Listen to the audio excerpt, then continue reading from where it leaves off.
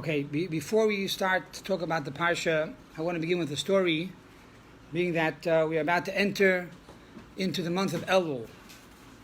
And it's customary in the month of Elul to check your tefillin and your mezuzos. So I want to tell you a story about tefillin and mezuzah. And that is, in the 1980s, there was a person by the name of Avram Tamir. And he worked for the Eastern Airlines, and he was an aviation's engineer. He decided to strike out on his own and to start his own business. So he writes a letter to the Lubavitcher Rebbe for a bracha. Instead of answering with a blessing, the Rebbe says to him, you should check your tefillin.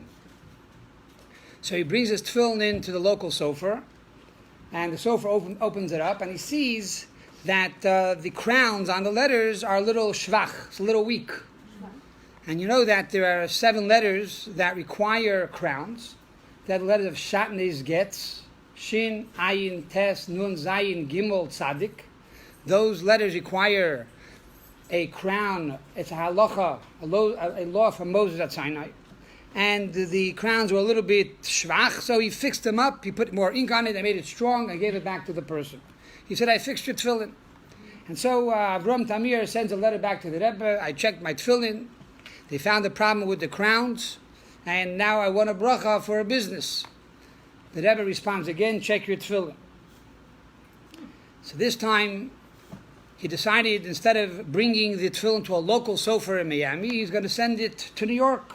So he sends it to New York, and the sofer opens it up, he checks it out, he says, look, I don't find any problems here with the writing, but I found the problem with the boxes. The boxes have to be square. If the boxes are a little more off, if it's round or if it's rectangle, it's not kosher, it has to be square. So he said, I fixed it, and now it's good. He sends it back to Avram. He says, you should be okay. He now writes a letter to the Rebbe. Rebbe, I checked my tefillin. They fixed the squareness of the box. It's kosher. The Rebbe responds to him again, check your tefillin. So he goes to a third sofer, again a local sofer, a new local sofer. He says, look, you got to find something here. Because mysteriously, the last 2 checks were insufficient. And the third sofer opens it up, and he goes through the writing very, very meticulously, and he calls up Avram and says the following, come down, I want to show you something. Let's sit down and read the portions together. There are 4 portions in the Shema, in the Tefillin, Shema, V'hoi Mishmoya, V'hoi Kivyacha, Kadesh. And as they're reading through one of the portions, an entire verse is missing. An entire pasuk is missing in the chapter of the Tefillin. He then writes back to the Rebbe for a bracha. In the interim, Avram's daughter was in New York. She was learning at a seminary. It was the first time she came to see the Rebbe. And as she's going by for dollars Sunday morning, again, the first time that she sees the Rebbe and the first time that the Rebbe physically sees her, he gives her $1. He says, this is for your father, a bracha for parnasa, a blessing for success in business. And soon after, the father receives a letter from the Rebbe, again, a bracha for parnasa. Back in Miami, a few days later, a man that never met him before knocks on the door, and he says, do you fix airplane parts? He says, I do. He says, look, name your price, because I have 200 parts that need to be repaired right away, immediately. Money is not an issue, but speed is. And so he gives him the 200 parts. Avram charged him between $2,000 to $5,000 a part. Do the math.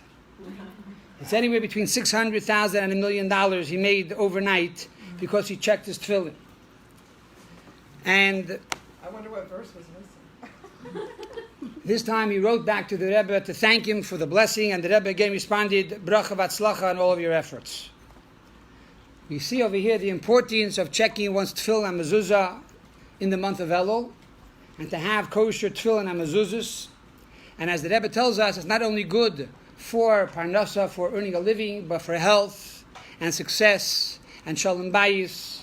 And the Rebbe states clearly that by doing this in the month of Elul, by checking your tefillah on Mezuzos in the month of Elul, this is a good omen to guarantee you to have a good year, that God will inscribe you and seal you in the book of life for a Shana Tova Mesukah, for a year that is good and a year that is sweet. And it's customary already at this time to wish one the other Aksiv Aksim B'Tova. So when you're writing your texts or your Facebook or your emails or old-fashioned snail mail, make sure you write on the bottom of the letter to be inscribed and to be sealed for a happy and healthy, sweet New Year. So that is the first story I wanted to